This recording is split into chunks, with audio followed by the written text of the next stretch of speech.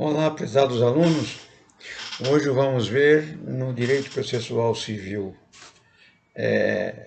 a respeito do recurso de apelação. Na sequência do nosso programa, o próximo item é tratar dos recursos em espécie. E vamos começar pelo recurso de apelação, que é um recurso muito importante, é um dos mais usados no processo civil e que cabe sempre que houver a insatisfação de uma das partes com a sentença que venha ser proferida. Muito bem. Quando falamos de recurso de apelação, e aí eu já enviei esse roteiro de estudo para vocês, através da plataforma, e aí vocês podem acompanhar essas considerações breves que nós vamos fazer, acompanhando lá pelo roteiro já enviado. Então, o recurso de apelação ele está disciplinado entre os artigos 1009 e 1014 do CPC. E para que serve esse recurso? Está lá no caput do artigo 1009, dizendo de que a apelação é o recurso cabível contra a sentença que decide a lide com ou sem resolução do mérito. Então, toda vez que o juiz finalizar o processo, julgar o processo, encerrar aquele processo através de uma sentença, porque essa é a decisão que encerra o processo, seja essa sentença com o julgamento do mérito, decidindo em favor de uma das partes, ou simplesmente extinguindo o processo sem a resolução do mérito, em razão de alguma questão prejudicial que tenha sido arguída ou que tenha sido detectada pelo magistrado. Sempre que houver uma sentença, o recurso cabível é o recurso de apelação, haja ou não julgamento do mérito. Muito bem. Quando se trata de decisão interlocutória, que nós já conversamos em sala de aula, aí o recurso é o recurso de agravo de instrumento. O agravo de instrumento será objeto de uma próxima aula. Muito bem. Algumas observações. Quando a gente fala que sempre que tem uma sentença cabe recurso de apelação, nós temos que fazer uma observação. Nós sabemos que o direito é o lugar onde sempre tem as exceções. Tem a regra e tem as exceções. Lá no Juizado Especial Cível, que é disciplinado por uma lei especial, a Lei 9.099/95, lá o juiz também decide o processo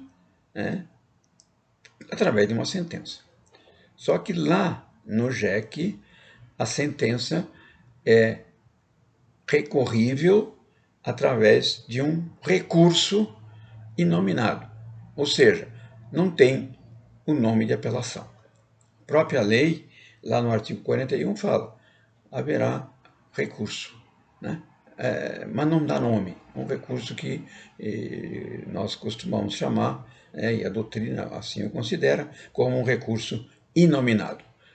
Tem possibilidade de se recorrer ao colégio recursal, mas não através de um recurso com o nome de apelação, apenas um recurso inominado. Muito bem. Também, na sentença que o juiz federal profere nas causas em que forem parte um Estado estrangeiro ou um organismo internacional, de um lado, e de outro, um município ou pessoas residentes ou domiciliadas no país, cabe recurso, mas o recurso não será recurso de apelação. Aí será o recurso ordinário. E esse recurso será julgado não na segunda instância pelo Tribunal de Justiça, mas ele será julgado pelo STJ, na instância superior. Essa é a previsão do artigo 105, inciso 2, letra C, da Constituição Federal, do artigo 109, inciso 2 da Constituição Federal e do artigo 1027, inciso 2, letra B, do Código de Processo Civil. Muito bem. Definido para que serve o conceito do recurso de apelação, vamos ver qual é o objeto, o que se busca com o recurso de apelação. ele é dotado do mais amplo objetivo, do mais amplo objeto, melhor dizendo. E aí nós fazemos no roteiro algumas considerações. Entre elas destacamos: visa a correção da sentença de erros eventualmente cometidos por juiz sentenciante. O juiz, às vezes, erra, se equivoca, né? Às vezes faz uma equivocada interpretação da lei, né? Às vezes não aplica adequadamente a jurisprudência dominante, né? Às vezes tem súmulas que já definem a matéria nos tribunais superiores e o juiz simplesmente não observa. Muito bem. Através do recurso de apelação, um dos objetivos é esse: revisar a decisão, né? Quem é que pode recorrer? Todo aquele que for sucumbente, totalmente ou parcialmente dentro de um processo. Muito bem. Permite que o tribunal reexamine provas. Então, na fase de instrução processual, então foi colhido testemunha, foi feita uma prova pericial, foi juntado um documento, e aí o juiz não deu a devida atenção, ou não deu o devido destaque, ou não observou o conteúdo daquela prova. Se a parte veio a ser vencida no processo, quando da prolação da sentença, ela pode, né, usar o recurso de apelação, buscando que o tribunal reexamine aquela questão da prova e possa dar provimento ao recurso e dar ganho de causa, então, àquele que recorreu.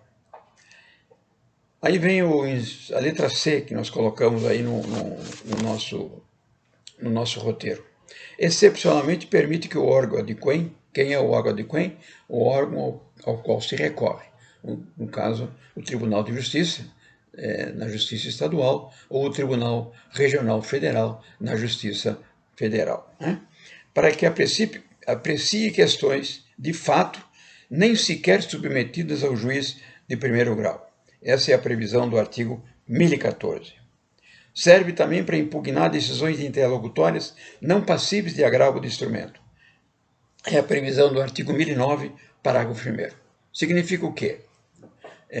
Se a decisão é interlocutória, em princípio, cabe o recurso de agravo de instrumento.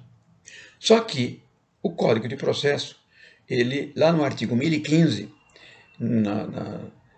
nos seus incisos, ele traz um rol taxativo, né, que termina limitando a incidência do recurso de agravo de instrumento contra decisões interlocutórias. Ou seja, só cabe agravo de instrumento se configurar uma daquelas situações previstas nesse rol chamado de rol taxativo. Muito bem. E as decisões interlocutórias não elencadas no artigo 1015. Aí, todas elas não são atacadas pela preclusão, ou seja, não vão trazer prejuízo para a parte. Se elas não estão colocadas no artigo 1015, se depreende que não seriam questões tão urgentes, então o processo tramita normalmente e, se a parte interpor o recurso de apelação depois da sentença, ela poderá suscitar em preliminar todas aquelas questões vencidas por ocasião da fase de instrução do processo. Então, não há preclusão, não há perda do direito, da oportunidade de se recorrer daquelas decisões tidas interlocutórias e que não são passíveis do recurso de agravo de instrumento. Muito bem.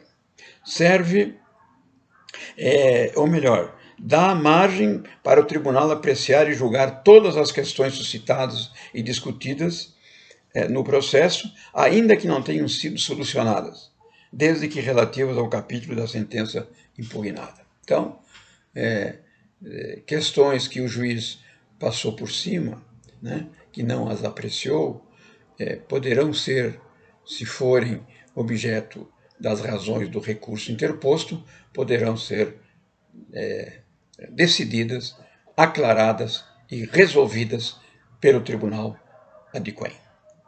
Abre ao tribunal a possibilidade de conhecer de fundamento do pedido da defesa que o juiz não tenha acolhido. Então, nós arguímos um determinado assunto, fundamentamos uma determinada legislação, e aí o juiz simplesmente não conheceu do fundamento que nós levamos ao processo, e aí, reforçando isso no recurso de apelação, lá nas razões, o tribunal pode reexaminar a questão e decidi-la. Pode ensejar julgamento de mérito, ainda quando o juiz ACO houver proferido sentença terminativa, lá no artigo 1013, parágrafo 3º, inciso 1, ou quando houver congruência da sentença com pedido e a causa de pedir. Artigo 1013, parágrafo 3º, inciso 3. Ou ainda quando a sentença for nula por falta de fundamentação. Artigo 1013, parágrafo 3º, inciso 4. Então, nessas questões, o tribunal também pode julgar o mérito por ocasião da interposição de um recurso de apelação. E, finalmente, ele abre caminho para o julgamento do pedido pelo tribunal quando a sentença reformada houver pronunciado decadência ou prescrição. Artigo 1013, parágrafo 4. Imaginemos que, na primeira instância, o juiz, na sentença, deixou de apreciar o julgamento do feito, reconhecendo de que tinha ocorrido a decadência ou a prescrição.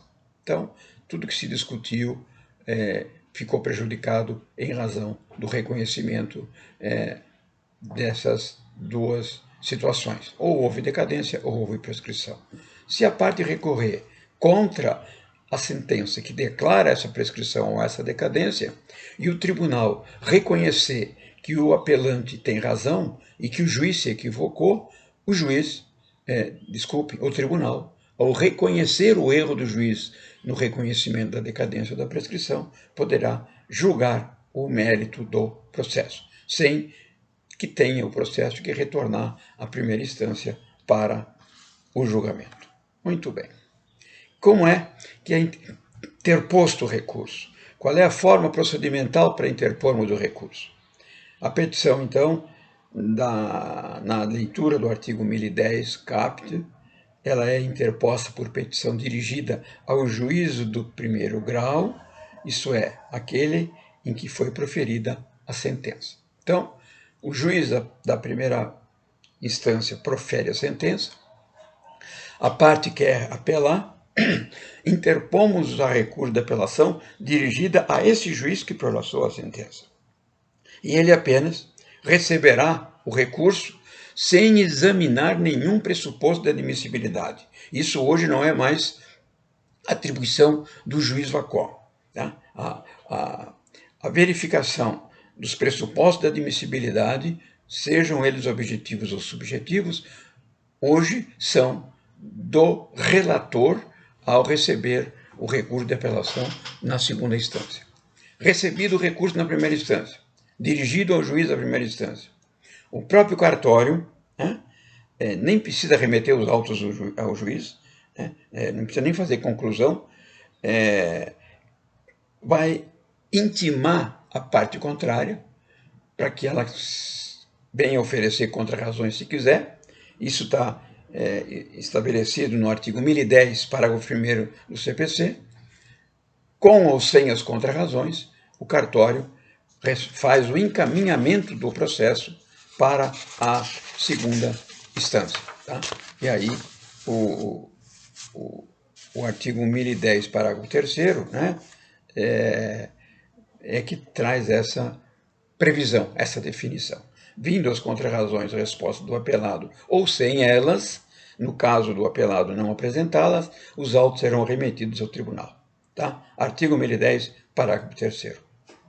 Chegando o processo no tribunal, o que vai acontecer? Deu entrada no tribunal, a apelação será imediatamente distribuída a um relator. Vai ser distribuída para uma câmara, a câmara são composta de 3 desembargadores, e lá, nessa câmara, vai ser designado um relator. O relator tem atribuição No caso do artigo 932, inciso 3 ao 5, vocês depois vão dar uma lida aí para ver as 3 situações em que o relator pode decidir monocraticamente. Então, significa o quê?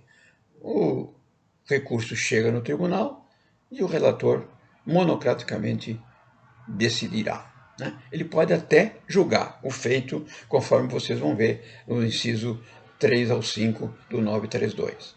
Se não for o caso de decisão monocrática, se o desembargador relator não puder fazer o julgamento monocraticamente, ele vai elaborar o seu voto para julgamento da apelação pelo órgão colegiado. E aí, então, será remetido à Câmara ou à turma na forma do artigo 1011, inciso 1 e inciso 2 do CPC. Quais são os requisitos que nós temos que observar num recurso de apelação? O código é muito didático, artigo 1010 do CPC, apelação interposta por petição dirigida ao juiz de primeiro grau deve conter. Então, petição escrita, dirigida ao juiz de primeiro grau, conforme eu já falei para vocês, dirige o recurso para a primeira instância e a primeira instância remete ao tribunal.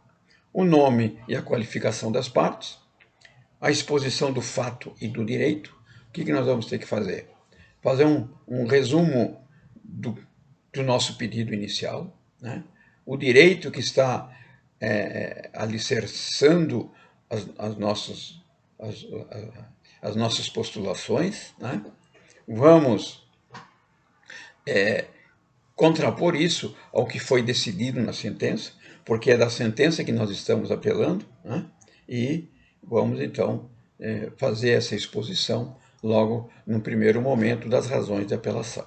Se tivesse alguma questão que ficou lá para trás, que eram decorrentes de decisão interlocutórias, que não eram objeto de recurso de agravo, em preliminar nós vamos ter que arguir essas questões, pedindo que o tribunal primeiro conheça delas, para depois avançar no mérito do julgamento do recurso.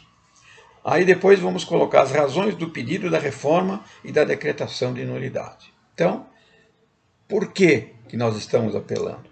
Qual é o fundamento que nós temos para questionar a sentença que foi proferida? Ah, mas nós temos uma lei que não foi respeitada. Ah, mas nós temos uma jurisprudência que não foi acolhida, né? Nós temos uma doutrina que não foi observada. Então, vamos pedir que o tribunal conheça do nosso recurso e reforme a sentença que está em desalinho com aquilo que foi decidido pelo juízo ACO, aquele que proferiu a sentença e do qual nós estamos recorrendo. Teve alguma nulidade a ser decretada que o juiz não observou?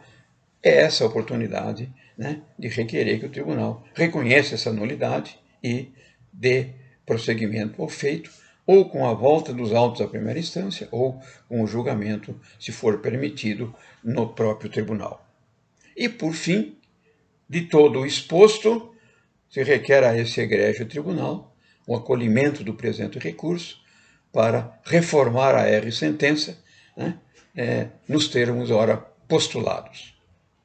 Termos em que aguarda deferimento. É isso o recurso de apelação, né? Não tem muita dificuldade. Muito bem. Tem um detalhe importante. Nós vimos que um dos pressupostos recursais é o preparo, né, quando exigido por lei. Se não houver preparo, o juiz ou o tribunal pode decretar, inclusive, a deserção do recurso. Então, a deserção de um recurso é quando o preparo não é feito.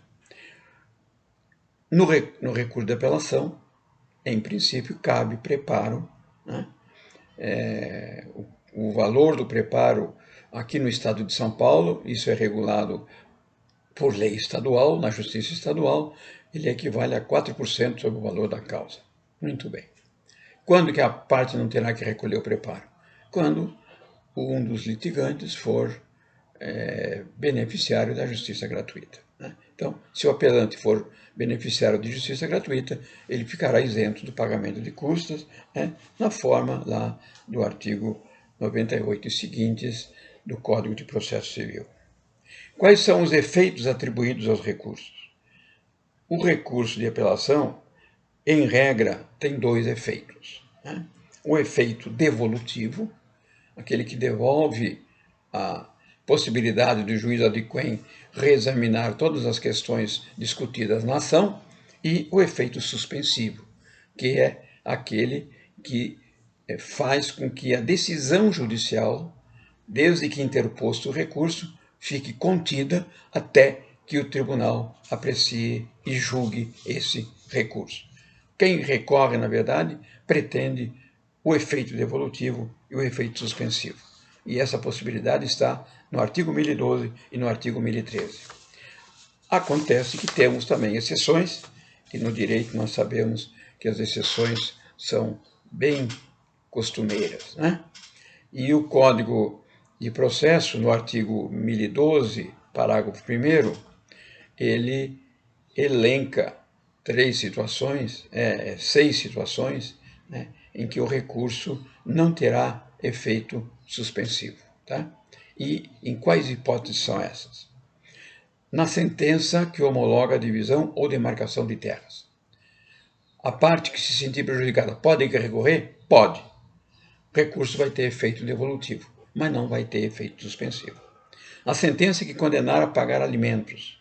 A parte vai poder recorrer? Vai, mas a sentença poderá ser exigida de pronto, né? Não ficará suspensa a sentença até que se julgue o recurso de apelação. Aliás, nem poderia ser diferente, uma vez que seria inadmissível que o juiz, através de uma sentença, né, de procedência da ação, recebendo um recurso, atribuísse efeito suspensivo.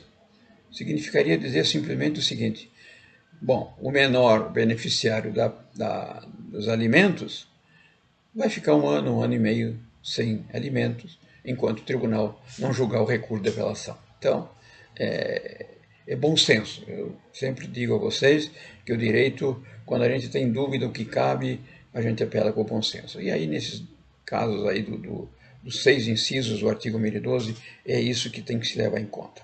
Extingue, sem resolução do mérito ou julga improcedente, os embargos executados. Então, o embargo do executado se defendeu lá no processo de execução, não conseguiu convencer o juiz e a execução foi tida como boa e mandou prosseguir. Ora, não tem lógica de que ele, embargando, venha suspender essa execução. Julga improcedente o pedido de instituição de arbitragem. Confirma, concede ou revoga a tutela provisória. Ora, se a tutela provisória foi concedida lá no início do processo, né, quando ainda havia apenas um juízo de cognição provisória, se no final da instrução o juiz confirma essa tutela, né, se convence de que ela é importante e a confirma na sentença, não tem lógica de que um recurso interposto possa receber efeito suspensivo. E, finalmente, aquele que decreta a interdição. Normalmente, no processo de interdição, como é que ocorre? A pessoa que pede a interdição, né, de um familiar, ele declara que a pessoa, a interditanda, está inapta para praticar os atos da vida civil. Já juntou um laudo médico, já uma declaração.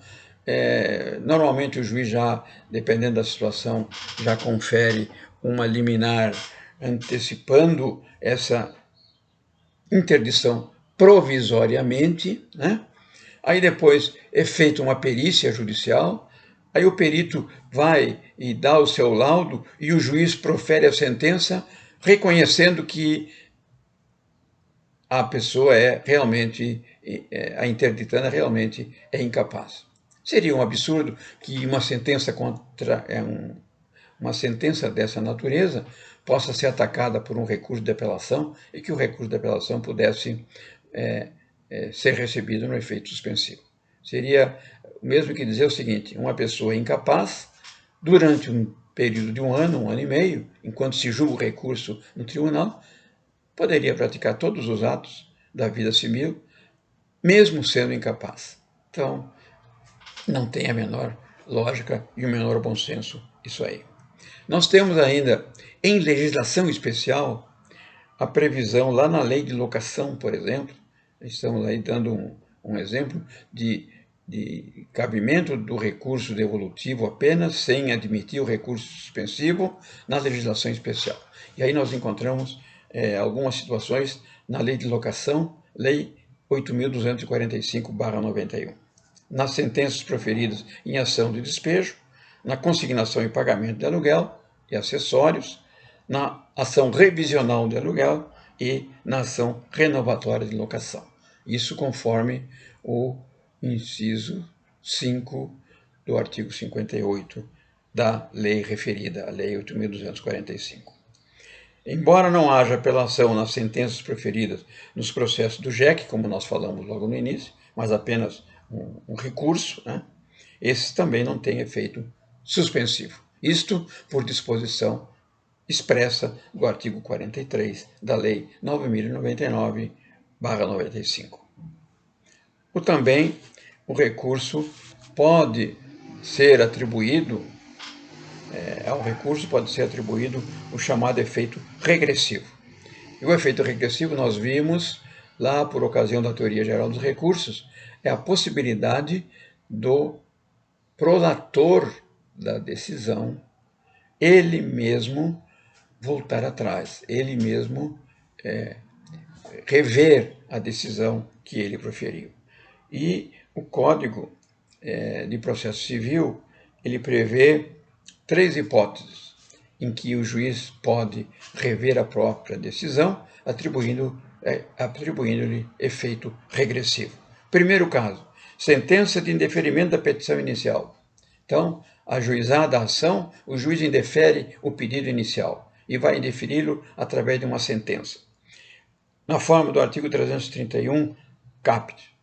Aí, o apelante, né, a pessoa inconformada, pode apelar contra essa decisão. Vejam que não tem nem réu ainda. O juiz recebeu o pedido e já extinguiu a ação.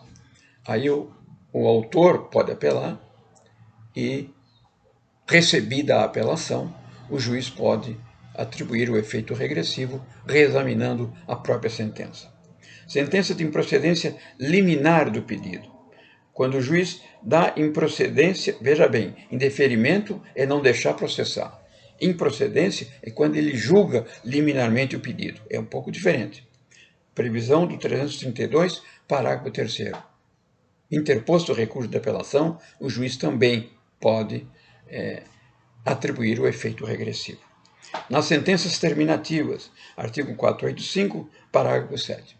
E lá no ECA, legislação especial, Estatuto da Criança e do Adolescente, conforme a previsão do artigo 198, inciso 7 da Lei 8.069/90. Então, sentenças proferidas lá no ECA, de acordo com o artigo 198, inciso 7, também admitem o efeito regressivo. Ou seja, dada a sentença, interposto o recurso de apelação, o juiz pode reexaminar a própria decisão.